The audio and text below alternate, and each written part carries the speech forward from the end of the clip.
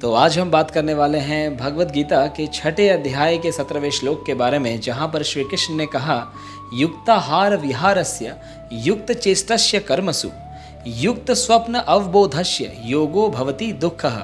इसका मतलब क्या है?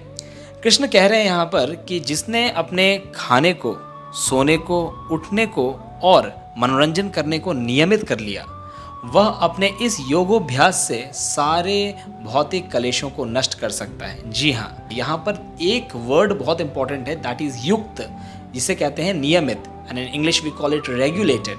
If you have regulated your eating habits, sleeping habits, your wakefulness and the way you recreate yourself, the recreation, जो हम मनोरंजन करते हैं, ये सब चीज़ें नियमित तरीके से होनी चाहिए। ये नियमित होना ज़रूरी क्यों है? एक स्टूडेंट का जीवन एक योगी के समान होना चाहिए, जिसका सोना, खाना, उठना, बैठना सब कुछ नियमित तरीके से हो।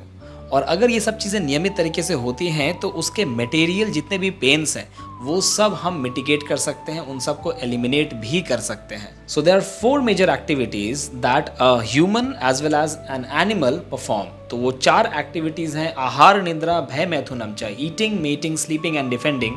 ये 4 एक्टिविटीज़ एक इंसान भी करता है, एक पशु भी करता है। तो कहा जाता है आहार, निद्रा, भय, मैथुनम च सामान्य मेतत पशु भी नरानाम।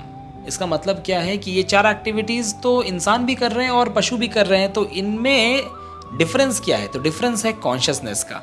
The human can elevate himself by the process of योग।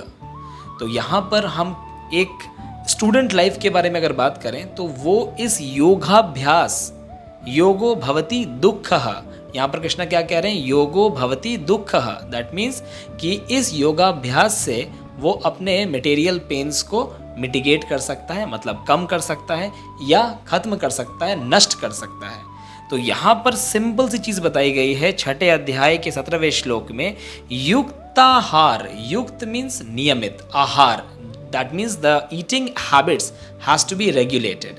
द सेकेंड थिंग इज युक्त चेष्टस्य कर्मसु, दैट मीन्स जो आप अपनी एक्टिविटीज़ करते हैं, अपना काम करते हैं, वो भी रेगुलेटेड होना चाहिए, बिल्कुल नियमित तरीके से होना चाहिए। बहुत ज़्यादा काम नहीं करना है और बहुत ज़्यादा रिलैक्स भी नहीं करना है। जितना जिस काम को आपको वक्त देना चाहिए उतना दीजिए। आप अपने समय को इस तरीके से बैलेंस कीजिए, अपने समय में इस तरीके से एक्टिविटीज़ पुट ऑन कीजिए कि आप नॉन प्रोडक्टिव एक्टिविटीज़ के लिए आपके पास वक्त ही ना बचे।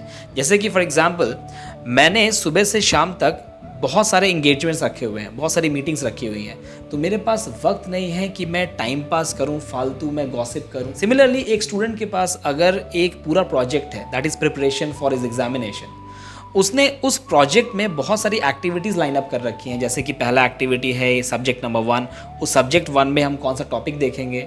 तो ये सारी एक्टिविटीज़ उसने लाइन अप कर रखी हैं कि पहले मेरे को थ्योरी देखना है, फिर न्यूमेरिकल देखना है, फिर मुझे फॉर्मूले का शीट तैयार करना है, फिर मुझे रिवीजन करना है जो मैंने पहले पढ़ रखा है। तो उसने अगर सारी एक्टिविटीज़ ऑलरेडी लाइन अप कर रखी हैं तो उसके पास टाइम नहीं होगा गॉसिप करने का, टाइम वेस्ट करने का, सोशल मीडिया में वेस्ट करने का। यहाँ पर हम अपने काम को नियमित तरीके से कर सकते हैं, रेगुलेटेड तरीके से कर सकते हैं। कम समय में हमारा ज़्यादा आउटपुट निकलेगा। कब? जब हम नियमित तरीके से काम करेंगे। ऐसा नहीं है कि बहुत ज़्यादा पढ़ने से या बहुत ज़्यादा मेहनत करने से आप सफल हो जाएंगे। यहाँ पर एक शब्द है युक्त। युक्त का मतलब नियमित, that has to be in a regulated manner, और वो हर चीज़ पे लागू होता है, हर चीज़ पे एप्लीकेबल है। यहाँ पर इस चीज़ पे जोड़ दिया गया है कि आपका आहार, that means your eating habits must be regulated. अब ईटिंग हैबिट्स के बारे में क्या कहना है? ईटिंग हैबिट्स जिनका आप देखेंगे कि बहुत ज़्यादा जंक फूड की तरफ जा रहा है, बहुत ज़्यादा पैलेटेबल डिशेस की तरफ जिनका ध्यान जाता है, उनका माइंड शांत कभी नहीं रह सकता। उनका माइंड हमेशा फ्रिकल रहेगा। क्यों? Because there is an American saying, right? It says that you are what you eat. आपकी फितरत, आपका सोचने का तरीका, आपका मानसिक संतुलन, ये सब कुछ खाने के ऊपर डिपेंड करता है। इसीलिए आप देखेंगे जो योग प्रैक्टिस कर रहे हैं उनका खाना बड़ा सिंपल होता है। तो as a student I would recommend you to have a simple eating habit. Don't go for too spicy foods or too palatable dishes. If you are already hankering of dish number 1 today, dish number 2 today, dish number 3 today, then you cannot stabilize your mind. That is a very clear hint and evidence हम clearly देख सकते हैं कि किसका मन शांत है, किसका मन अशांत है, वो उसके खाने की आदतों से हमें पता चल जाएगा। और जब आपको दिखे कि आपका मन बहुत ज़्यादा खाने के विषयों के ऊपर नहीं जा रहा है, तो समझ जाना कि आपका मन धीरे धीरे धीरे धीरे आपके वश में आ रहा है। So that is very very important. यहाँ पर हमें लगता है कि खाने पीने में क्या रखा है, हम कुछ भी खा सकते हैं, कुछ भी पी सकते हैं, लेकिन ध्यान रहे, मैंने पहले कहा है कि एक स्टूडेंट का लाइफ एक योगी के समान होना चाहिए, जहाँ पर उसके सारे एक्टिविटीज़ रेगुलेटेड, कंट्रोल तरीके से होने चाहिए। उसका सोना और उठना ये भी बहुत इंपॉर्टेंट रोल प्ले करेगा। रात को जब सोने जाते हैं वो ज़्यादा मुश्किल है एज़ कम्पेयर टू उठना। हमें लगता है सुबह उठना ज़्यादा मुश्किल है, सुबह उठने से ज़्यादा मुश्किल है रात को जल्दी सोना। क्योंकि जब हम रात को सोने जाते हैं हमारे पास डिवाइस होता है, गैजेट होता है, और हम काफ़ी वक्त उसमें लगा देते हैं, घंटों घंटों हम फ़ोन देखते रहते हैं। सबसे पहला काम आपको ये करना है कि जब आप सोने जाते हैं तो आप अपने फ़ोन के नोटिफिकेशंस को ऑफ़ करेंगे। जो भी इंटरनेट से आपको नोटिफिकेशंस आता है उसे आप सबसे पहले ऑफ़ करेंगे, and then you go down to sleep, put an alarm and then try to wake up as early as possible. So I think maximum 5 to 6 hours of sleep will be more than enough. मैं ऐसे बहुत सारे भगवत गीता के videos बना रहा हूँ, लेकिन अगर आप इसको एग्जीक्यूट नहीं करेंगे, अगर आप इसको फॉलो नहीं करेंगे, तो उसका कोई मतलब नहीं रह जाएगा, उसका कोई बेनिफिट नहीं मिल पाएगा। देखिए, जब हम नॉलेज को अप्लाई करते हैं तब जाकर वो साइंस बनता है। जिसे कहते हैं ज्ञान को अगर आपने अप्लाई किया तो जाकर विज्ञान बनेगा। अगर आपने अप्लाई नहीं किया, अगर आप उसको एप्लीकेशन में नहीं लेकर आते हैं, अपने चरित्र में उसको इंक्लूड नहीं करते हैं, तो इन सब चीज़ों का कोई फ़ायदा नहीं है। It is just like a theory written on a piece of paper, that's it. So you have to execute this things and then you will feel the transformation, then you will feel the change within yourself, and the change will be observed by the other people also who are observing you from the past. जो changes हैं ये धीरे धीरे धीरे आपको खुद के अंदर देखने को मिलेगा, और ये सारी चीज़ें भगवत गीता में एज इट इज़ मेंशन्ड है। अनकंट्रोल्ड माइंड होना आपका सबसे बड़ा शत्रु है।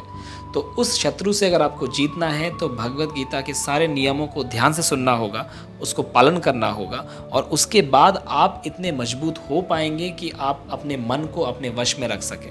और अगर आपका मन आपके वश में नहीं आ पाया तो हमेशा वो आपको परेशान करेगा, कभी आपको इधर लेकर जाएगा, कभी आपको उधर लेकर जाएगा, और आप इसी तरीके से परेशान होते जाएंगे। तो मेरा प्रयास ये है कि ज़्यादा से ज़्यादा लोगों को ये बताया जाए कि किस तरीके से भगवत गीता के श्लोकों का अध्ययन कर कर वो अपने लाइफ में ट्रांसफॉर्मेशंस ला सकते हैं, whether he is a student, whether he is a working class. So any one of you can take the advantage of these knowledges given by Shri Krishna himself in the battlefield of Kurukshetra to Arjuna. तो this knowledge is not only for Arjun, वो अर्जुन के माध्यम से हम सबको ये knowledge देना चाहते थे, and it is a life manual, it is not a religious book at all.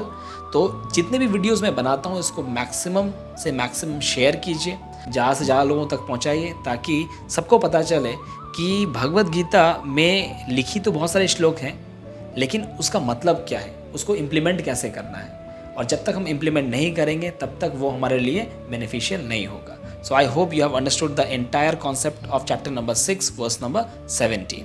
Hare Krishna.